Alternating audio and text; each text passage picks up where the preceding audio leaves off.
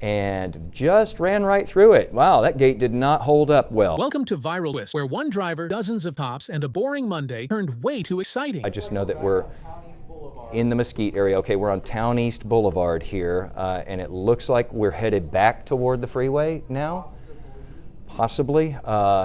Boy, it's almost like a crazy eight here, you know, almost like an infinity symbol, just, you know, taking you in every which direction, you know, and imagine the police trying to keep up with this thing as well.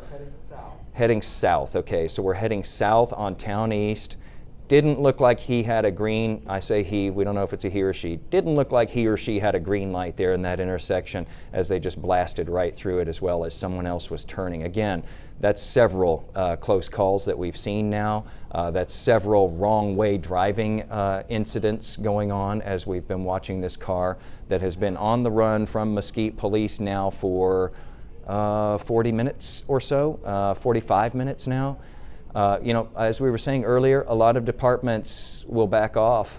In Dallas, it just depends on the severity of the crime, but it's got to be something pretty substantial for police to give chase to a car like this, because you have such a risk to other people's lives out there as this person just gets more and more desperate and makes moves that are just ridiculously dangerous. Again, coming around that curve, you know, easily could have gone straight into one of those houses there because the driver lost control there because they're going so fast in this residential neighborhood on streets that were not designed for this. They went into the oncoming traffic lanes again, just went right by another truck there. We're on the I-30 service road now, right there near Town East in Mesquite. Mesquite, by the way, if you're just joining us, is where this all started in the first place. Police have identified this as a stolen vehicle. I'll repeat what we said earlier. We don't know how they identified it as a stolen vehicle. We don't know if they got a call for that, if there was a crime associated with that that just took place. We don't know if they were doing a traffic stop or, you know, routine patrol. We don't know how they identified this as a stolen vehicle, but that's what they've identified it as. And it appears that the person who is behind the wheel here knows that they've got some real trouble if they end up with a set of handcuffs on, and so they are doing everything they can to avoid that eventuality right now. And here we go back into the thick of construction as they are, it looks like getting, you know, close to possibly getting back on I-30 here. Again, this started in Mesquite, went all the way up 635, all the way to Royal. Then this person got off, you know, and decided to make it a round trip and go all the way back to Mesquite, and that's where we are right now. Looks like we have dumped off now of the access road, and our southbound Gus Thomason in Mesquite. Got some good help here. Southbound Gus Thomason in Mesquite, major road there, which again, if you're familiar with that area, is probably going to have quite a few vehicles on it, even at this time of the afternoon on a Monday. Now we're going over the concrete median. Other drivers totally, obviously, I mean, who would think that they're going to encounter this as they're headed, you know, to run an errand or two or go, you know, fill up with gas or go to the store. Nobody's thinking that they're going to see this. And so, you know, people just kind of going about their day and probably thinking, wow, this, you know, what's going on here? Well, this is a police chase that's been going for some time, and this person should be considered dangerous. Just the danger they're putting other people's lives into. Looks like we're about to go into an apartment complex here. Don't know if this person's going to try to get out and hoof it now. We often see that when they sort of get pinned in here in these places where they don't have a lot of options anymore. Maybe this person is familiar with this apartment complex and they think, well, I know all the hiding places here, so this is where I'd like to ditch this car and get out. It looks like they just went over a speed bump there too, so that complicates their matters a little bit more too. And you can bet that police are swarming into every entrance of this parking lot here, and so the options are going to start to get real limited. We have come to a stop.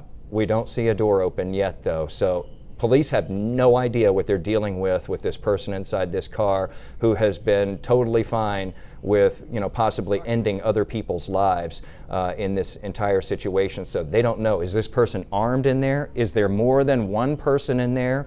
Is there someone in there who's being held? They don't know. And so this is one of the most dangerous things for police, to have to now approach this car, which at any moment could become active again, and they just proved that. We're active once again. This is the Places Apartments at Town Crossing. They're in Mesquite. As I told you, police swarming in from every entrance, but this car just navigating that, making its way through. I wonder if they stationed somebody at the front here. As you see somebody scurrying over near that dumpster too. It's just a bad place to be caught up right now. But police getting out of the way of this, they don't want to necessarily be involved in a crash with this person, but this is the best opportunity so far that we've seen in this 50-minute saga for police to be able to stop this car and perhaps apprehend this person. Looks like they just ran into a roadblock there, a truck sort of blocking them off there. Somebody is out of their vehicle. That did not look like a police vehicle. Maybe it was undercover. There goes a stop stick they missed. The driver able to get right past it. You saw that officer throwing out that object. That was intended. That was something that they couldn't do when they were out on 635 because of the risk to everybody else and the fact that this person was just all over the place. But the stop stick missed. It came up short. The driver able to skirt it to the right and then continue on. There we see Fuzzy's Tacos. Again, this is near the Places Apartments there, Town Crossing in Mesquite. And it looks like we're headed back out onto the roadways once again. That was a big missed opportunity, unfortunately, for police there to try to bring this thing to a close without other people having to be endangered hauling through these neighborhoods. You saw a moment ago in that apartment complex, the whole car just bounced up and down as they were trying to still maintain speed and didn't quite think it through with the speed bumps that were there in that parking lot. But again, they seem to at least keep on finding another exit, another route to be able to continue this thing. Haven't seen a police car in a little bit here, and I don't know if that's just because we're so tight zoomed in here or if that is because police have pulled back a little bit. Sometimes you will see them do that when we start to get to really stupid maneuvers like that. I mean, all of these are stupid, and not put people so much in danger for their very selfish reasons here of not wanting to be taken into custody. I mean, if you're driving a stolen car, you should probably expect to be taken into custody. But this person doing everything they can to avoid that at this point. And I keep saying this person because, again, we don't know if this is a woman or a man at this point. We just don't have a lot of information on how this originated. We only know that it started, we're coming up on an hour ago. About 1:10, I think, was the timing that we had on it when we first knew about this. So we're at about the hour mark here now that police have been dealing with this. And again, as far as I know at this point, Mesquite PD is the one on this. We don't know if any other departments have joined this chase.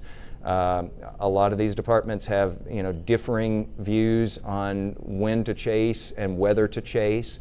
But Mesquite has determined that this person is definitely worth chasing, and they have kept up that chase now for the past hour, going through multiple jurisdictions along the way. And it looks like we're just taking a tour of the neighborhoods now there in the Mesquite area. I'm not even sure we're still in Mesquite at this point, but it looks like we're taking a tour of residential neighborhoods as this person just continues. And again, haven't seen a police car in a bit here. Now, police obviously have their own maps, and they know this area as well or better than this person does. So I wouldn't be shocked to see them appear on one of these side roads here in just a moment, just because they're trying to get out in front. They obviously don't know which way this person might choose to turn, but they can take some guesses, and depending on how many people they have responding to this, they can start to try to get out in front of this, maybe even throw out a stop stick again, which we just saw a few moments ago, but that was unsuccessful. Uh-oh, we got to a gate and just ran right through it. Wow, that gate did not hold up well. Okay, so now we are in some kind of a gated complex. That gate just didn't do a thing to slow this down. There we go. We've got somebody out of the car. Again, this is the scary part for police now because they don't know if this person's armed. They do know this person is dangerous. They're carrying something